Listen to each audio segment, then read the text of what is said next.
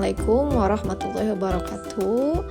Kembali lagi bersama kami di topik 6 mata kuliah perancangan dan pengembangan kurikulum. Di sini kami akan membahas mengenai ruang kolaborasi, implementasi pembelajaran dalam UBD kelompok 3, paradigma pembelajaran. Sebelumnya perkenalkan dulu anggota kelompok kami, ada Kak Fani Yulianti, Kanada Zulafi Syarifah, Kaulan M. Wandani, dan Kak Juhrotul Mufidah. Baik, di sini kami akan menjelaskan mengenai pembelajaran langsung pada kegiatan A dan pembelajaran terbimbing pada kegiatan B.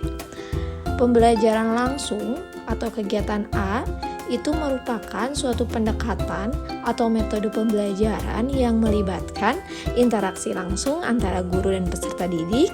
Dalam konteks pendidikan, pembelajaran langsung itu seringkali melibatkan penyampaian materi oleh guru dan tanggapan langsung dari peserta didik. Kemudian, apa sih pembelajaran terbimbing? Pembelajaran terbimbing merupakan suatu metode pembelajaran di mana guru itu berperan sebagai fasilitator yang memiliki peran aktif dalam membimbing dan mendukung peserta didik selama proses pembelajaran. Dalam pembelajaran terbimbing, guru itu tidak hanya menyampaikan informasi, tetapi juga memberikan bimbingan, arahan, dan dukungan kepada peserta didik untuk mencapai tujuan pembelajaran. Next. Nah, di sini ada beberapa item mengenai pembelajaran langsung kegiatan A, di mana yang pertama itu ada fakta, pengetahuan diskrit, definisi, informasi yang jelas, informasi literal, informasi konkret, informasi yang terbukti sendiri, hasil yang dapat diprediksi, keterampilan dan teknik diskrit, aturan dan resep, serta algoritma. Kemudian, item-item dalam pembelajaran terbimbing atau kegiatan B itu yang pertama ada konsep dan prinsip, kemudian ada koneksi sistemik, konotasi, kehalusan ironi, simbolisme, abstraksi, informasi berlawanan dengan intuisi, anomali, strategi menggunakan repertoar dan penilaian, penemuan aturan dan resep, dan yang terakhir ada heuristik. Next, pembelajaran langsung dan pembelajaran terbimbing memiliki perbedaan. Di mana pembelajaran yang melibatkan item kegiatan A, maka pembelajaran akan lebih efektif dan efisien karena peserta didik itu lebih mudah memahami item dalam kegiatan A. Dan ketika pembelajaran menggunakan kegiatan B, maka item-item dalam kegiatan tersebut akan merangsang pemahaman peserta didik untuk berpikir kritis dalam menggali atau mengkonstruksi sendiri pemahamannya berdasarkan pengalaman yang dimilikinya dengan melibatkan guru sebagai fasilitator dalam membangun pemahaman tersebut. Next, adapun karakter pembelajaran langsung yang pertama itu guru sebagai pusat pembelajaran, di mana dalam pembelajaran langsung ini guru sangat dominan. Guru itu memiliki tanggung jawab utama dalam menyampaikan materi pelajaran, memberikan penjelasan dan memandu kegiatan pembelajaran. Kemudian yang kedua itu pengajaran secara sistematis, di mana materi pembelajaran disusun secara struktur dan sistematis. Guru menyampaikan informasi dengan langkah-langkah tertentu untuk memastikan pemahaman peserta didik. Kemudian yang ketiga itu ada tanggapan langsung. Pembelajaran ini mencangkup umpan balik langsung dari guru kepada peserta didik. Guru memberikan arahan, menjelaskan konsep, dan memberikan klarifikasi saat diperlukan. Kemudian yang keempat itu penggunaan bahan ajar tradisional. Pembelajaran langsung itu seringkali melibatkan penggunaan buku teks, papan tulis, dan presentasi verbal. Sehingga peserta didik itu biasanya hanya mengikuti arahan guru dan menggunakan buku teks sebagai sumber informasi utama. Dan yang terakhir itu ada eksposisi dan demonstrasi. Guru melakukan eksposisi atau penyampaian informasi secara lisan dan dapat juga melakukan demonstrasi untuk memperjelas konsep atau keterampilan tertentu. Kemudian ada juga karakteristik pembelajaran terbimbing. Yang pertama itu interaksi guru dengan peserta didik, di mana interaksi ini berlangsung dengan peserta didik memberikan bimbingan, merespon pertanyaan atau kebutuhan peserta didik, dan menciptakan lingkungan belajar yang lebih terlibat dan mendukung. Kemudian yang kedua, ada penyusunan tujuan bersama.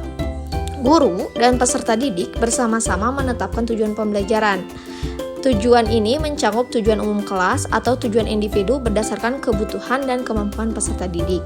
Kemudian, yang ketiga itu panduan guru dalam kegiatan pembelajaran. Guru memberi panduan peserta didik melalui kegiatan pembelajaran, memberikan petunjuk, memberikan klarifikasi saat diperlukan. Ini akan membantu peserta didik dapat dalam memahami materi dengan lebih baik. Kemudian, yang keempat itu ada umpan balik kontinu. Guru memberikan umpan balik secara terus-menerus terkait kinerja dan pemahaman peserta didik untuk membantu peserta didik memperbaiki kesalahannya, memahami konsep dengan lebih baik, dan terus berkembang selama proses pembelajaran. Kemudian, yang kelima itu adanya materi pembelajaran yang disesuaikan. Materi pembelajaran dapat disesuaikan dengan kebutuhan dan tingkat pemahaman peserta didik. Guru dapat memberikan bahan tambahan atau penjelasan lebih lanjut jika diperlukan. Yang keenam yaitu pemberian kesempatan untuk diskusi dan kolaborasi. Pembelajaran terbimbing dapat mencakup kegiatan diskusi dan kolaboratif, di mana peserta didik itu dapat berbagi idenya dalam memecahkan masalah bersama dan belajar dari pengalaman satu sama dengan yang lainnya. Next. Nah, pertanyaan pertama yaitu kegiatan mana yang sering Anda lakukan, A atau B, dan mengapa kelompok Anda memilih kegiatan tersebut? Berdasarkan hasil diskusi kami, kegiatan yang sering dilakukannya itu kegiatan B. Mengapa? Karena kita tahu di abad ke-21 ini sangat diperlukan pengembangan keterampilan 4C pada peserta didik, sehingga pembelajaran itu haruslah membangun atau mengkonstruksi pemahaman sendiri oleh peserta didik dengan tetap adanya bimbingan dan arahan dari guru, agar tujuan pembelajarannya itu dapat tercapai dan terarah secara maksimal. Dengan pembelajaran terbimbing, maka akan lebih memudahkan pengalaman belajar yang bermakna dan berjangka panjang dalam ingatan peserta didik. Kemudian, ada pertanyaan yang kedua, yaitu kegiatan mana yang menurut Anda cocok dan sesuai untuk peserta didik kekinian. Menurut kelompok kami, kegiatan pembelajaran langsung dan pembelajaran terbimbing itu dapat bergantung pada beberapa faktor, termasuk karakteristik peserta didik, materi pembelajaran, dan juga konteks pendidikan.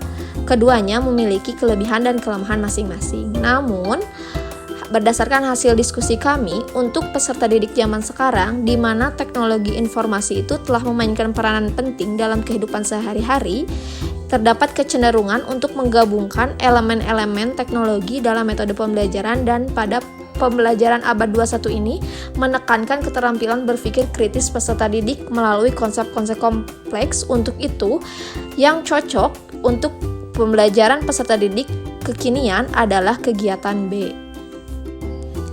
Mengapa kami memilih kegiatan B? Karena pembelajaran terbimbing akan mendorong partisipasi aktif peserta didik, memberikan bimbingan personal, dan mendukung pengembangan keterampilan sosialnya. Item-item dalam kegiatan terbimbing kegiatan B seperti konsep, prinsip, koneksi sistemik, abstraksi, penemuan, heuristik dapat melatih dan mengembangkan kemampuan host, higher order thinking skill, dan keterampilan 4C, critical thinking and problem solving, creativity, communication skill, dan kolaboratif. Peserta didik yang sangat diperlukan pada era digital abad ke-21 ini.